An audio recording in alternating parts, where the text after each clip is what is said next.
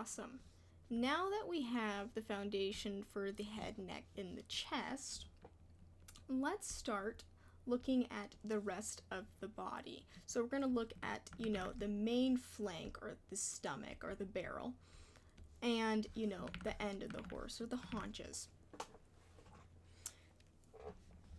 Because this is kind of the area where I see a lot of people or, who don't draw horses a lot or kind of mess up, They're either making the divot of the back too deep, or they're making the haunches too high, or they're keeping it too stiff right here, or almost kind of taking the building blocks to a dog, where you see their chest and they go up real high. Horses don't do that. They're pretty big, beefy animals. So, looking at this horse here and taking our skills with the blocks, I know it always goes back to the blocks, we can see that the entire chest is kind of, and I've already said this, it's an S. It's an S. It gets down, down, deep, deep, deep between this part, and then it goes up because we go up higher for the haunches, right? Pretty vaguely that makes sense. It's not perfect, but it still gives you an idea of how the body's going to work here. So we can see here, if we think of it like a cylinder again,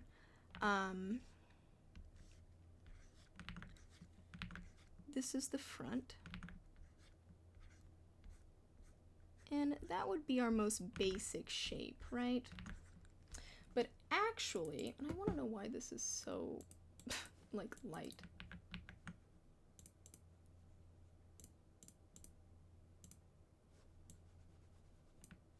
What the heck?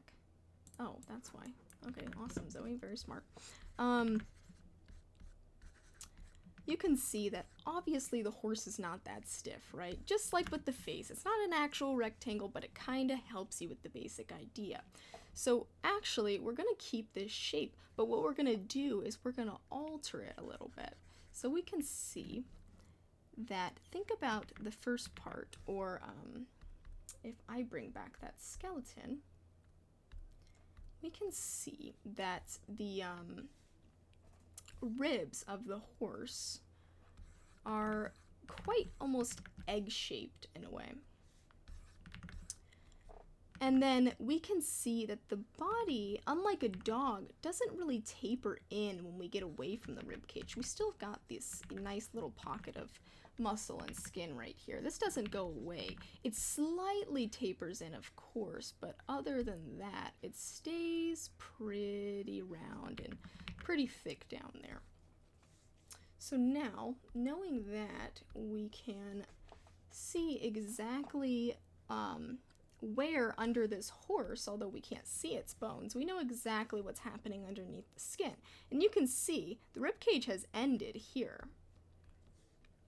All right here, there is no more rib cage. The rib cage is all right here. But you can see that it doesn't taper in, maybe just a little bit, just a smidge, you know what I mean? And so because of that, when we're drawing the stomach, think about that cylinder, but make it almost kind of like fat. Rounded cylinder. Rounded. Just like that.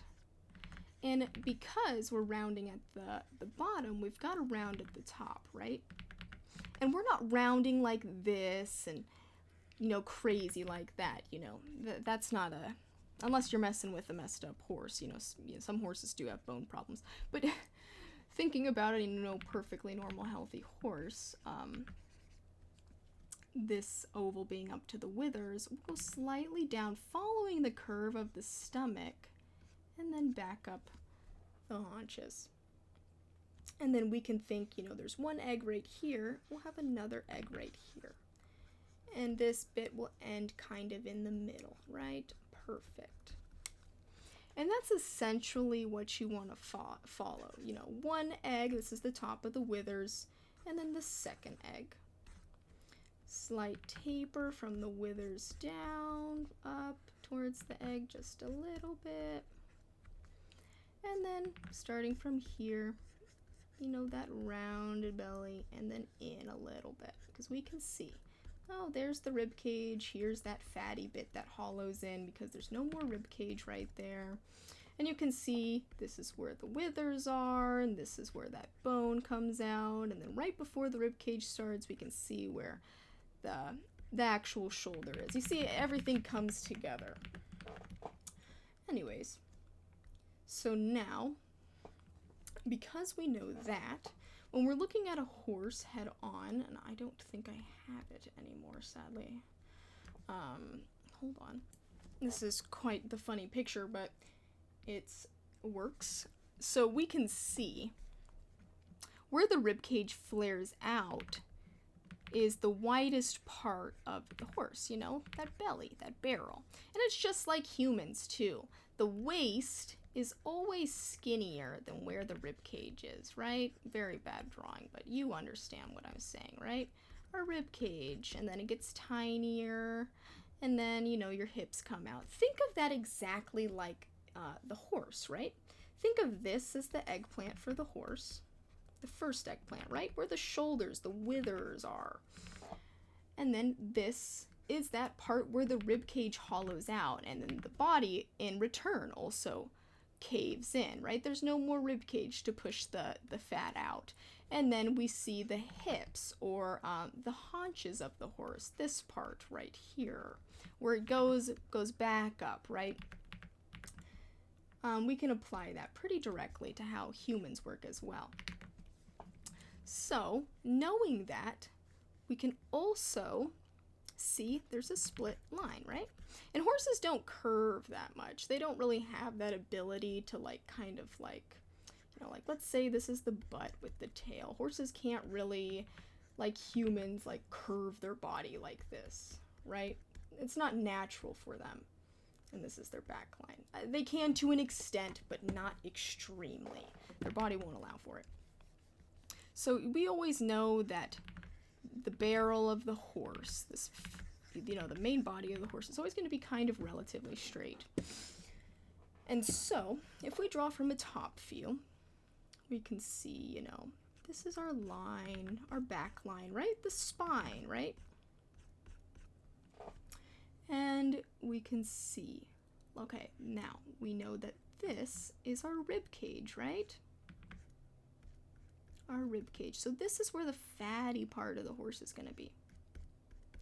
And then we know that that rib cage is going to end eventually. So it starts to taper in a little bit.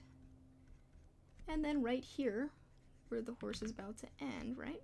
We've got those haunches, and that's when it comes right back out.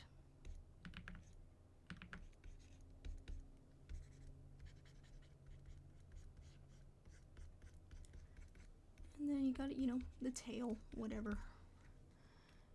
And then you can see, you know, this is where the withers are. And then the neck. You know, you see how that makes sense? And, you know, if you can almost perfectly relate this to a human body, right? The withers are right here. This is where the legs go. You can almost see exactly how human this kind of looks when you take it from this angle, right? We've got the collarbones on a human right here that pulls into the shoulders. We've got the rib cage right here on the humans. And then it caves in as it ends. And then as we get back to our hip bones, it comes right back out. Extremely similar. And so, because of that, we can see exactly where we need to add depth to the horse, right? Because it's not the same thickness throughout the entire body. The barrel is usually the fattest part where the ribs are, and then it caves in, and whatever. And so that gives a good idea of where we need shadows to be. Oops.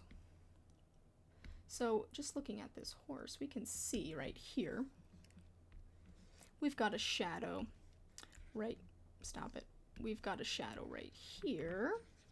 We've got a shadow right here. And then we've, you know, got some slight shadows right here, but those aren't as important. And we can see, and I'll lighten the color, the main highlights are right here. And that's because that's the point that's protruded out the most. So because it's further out than the rest of these spots, it's naturally casting a shadow on these caved in spots. And to somebody who's looking at art, that makes the drawing look 3D and not flat. That's exactly what you want. You don't want a flat photo. So again, we'll do our little eggs.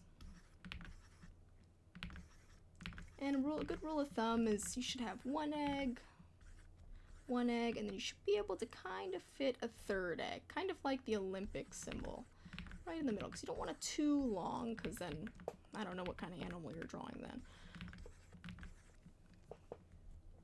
And then you can see at the top of this egg we got our withers right here.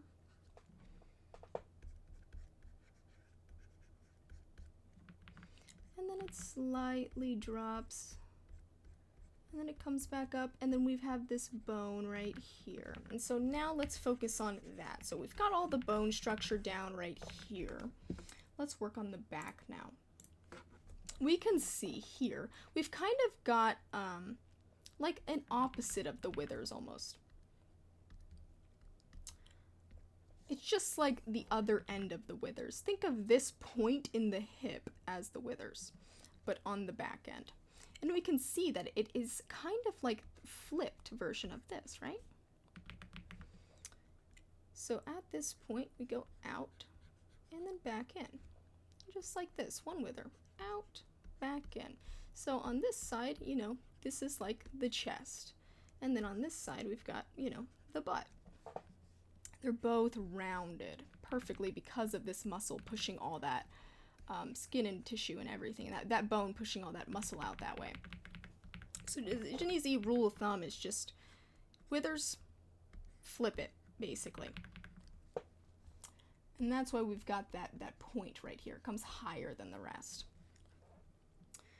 And then right here, it's kind of flat.